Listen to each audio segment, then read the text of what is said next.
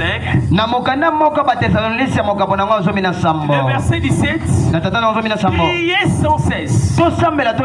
Prier sans cesse ne veut pas dire quand vous êtes au travail, être négligent de votre travail, abandonnant le pinceau, le rouleau, pour dire qu'il faut prier sans cesse. Ce n'est pas ça.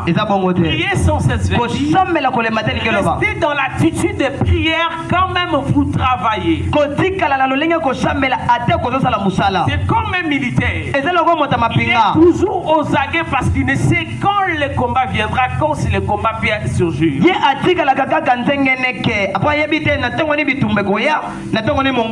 Depuis l'aube du temps, depuis la nuit du temps, les gens priaient déjà, les juifs priaient pour la croissance et pour leurs activités. Ils priaient pour la prospérité. Et les juifs avaient le respect de la prière. Ils avaient des heures de prière. Ils avaient des positions de prière. Ils avaient des manières de prier. C'est-à-dire pour le juif, la prière devait se faire à la montagne, dans des lieux élevés, pour rencontrer le Père qui était caché à ce temps-là. Christ est venu, il nous a facilité la tâche. Il a dit dans le livre de Jean chapitre 4, c'est plus à la montagne qu'il faut adorer, c'est maintenant en esprit. La prière n'est plus maintenant une activité que l'homme doit faire pour fournir tout son corps physique. Mais c'est un travail intérieur qui permet à l'homme de rencontrer son Dieu. Dans Matthieu chapitre 6, le verset 6, la Bible dit, quand vous priez, entrez dans votre chambre, fermez la porte.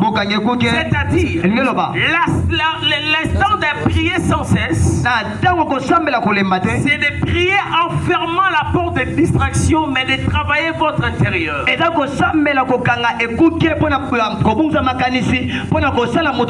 Le juif avait des heures de prière. C'était aussi les rituels récissés. Et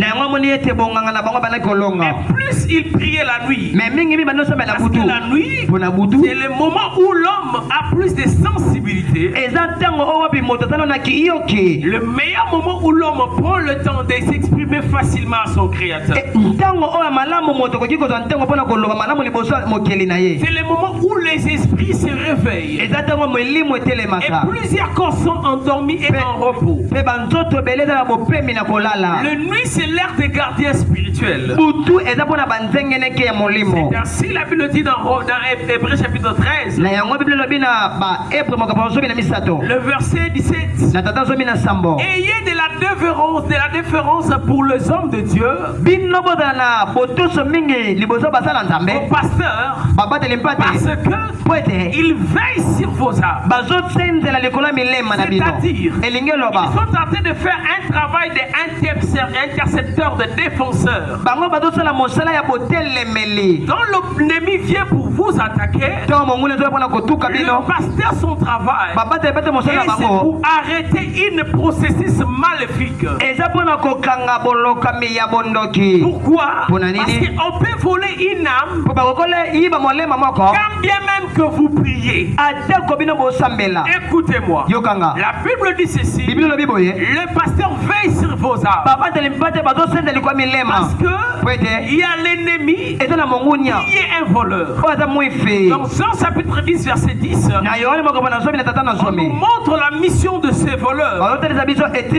Combien il est malin. Et il est un voleur de âmes. Et quand on vole l'âme d'une personne, la personne passe à la mort précoce. Jean chapitre 10 verset 10, le voleur ne vient que pour dérober, égorger, détruire. Et moi je suis venu pour enfin que le brebis ait la vie et qu'il soit dans l'abondance. C'est-à-dire l'objectif, l'ennemi vient, c'est pour voler, c'est pour dérober, égorger et détruire. C'est ainsi, le Seigneur a mis des gardiens spirituels qui sont le pasteur. Et un gardien, il doit avoir certaines qualités. On ne s'improvise pas devenir gardien. Un gardien, c'est un sentinelle. Un sentinelle, il est celui qui a l'habilité de veiller ou de rester en éveil quand certaines personnes dorment. C'est-à-dire, quand on nous donne la mission de veiller, parce que Apocalypse chapitre 18, le verset 11, la Bible dit qu'il y a des gens qui vont les corps d'âme dans le maçon de nuit. Donc il y a des parties des corps d'âme qui sont vendues. Et quand le Seigneur nous incite à prier, c'est pour nous rendre consacrés à lui. La prière, c'est la meilleure manière de rencontrer le Seigneur. La prière, ce n'est pas qu'un dialogue. Mais la prière, c'est toute une vie. C'est lui qui prie, grandit dans la connaissance des choses de l'esprit. C'est lui qui prie, rencontre les dieux qu'il prie. C'est lui qui prie, a de l'avantage dans l'information.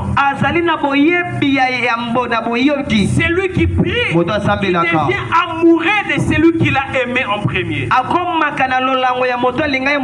C'est lui qui prie, ne reste plus à l'aise.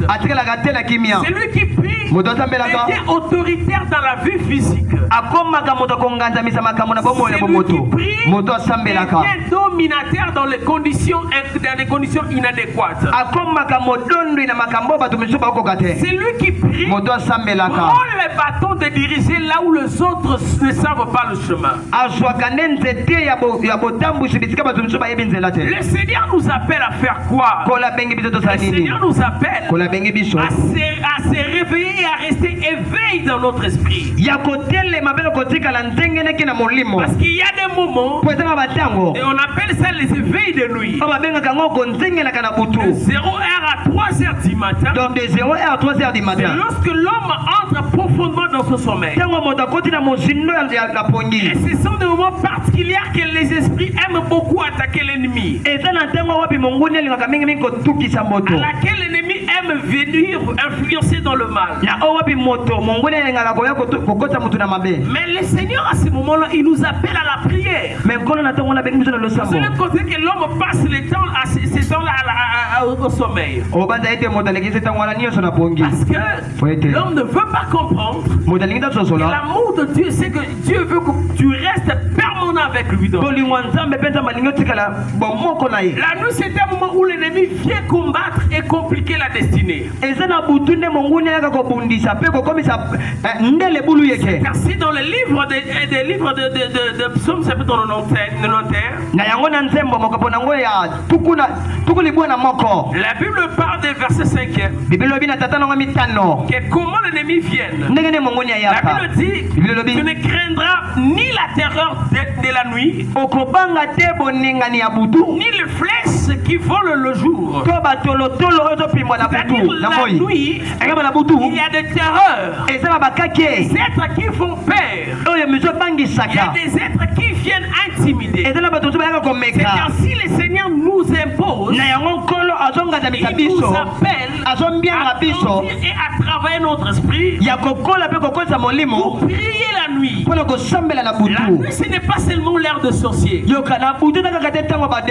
mais la nuit, c'est l'ère des esprits. Si tu reconnais que je suis en réalité esprit, comme le livre de Job dit qu'en réalité de l'homme c'est l'esprit, tu te lèveras la nuit et tu empêcheras la lance de l'ennemi. Mais quand tu ne te lèves pas, tu es en train de permettre à l'ennemi d'évoluer et de travailler dans votre vie. C'est pourquoi tu dois faire un effort et rester éveillé la nuit.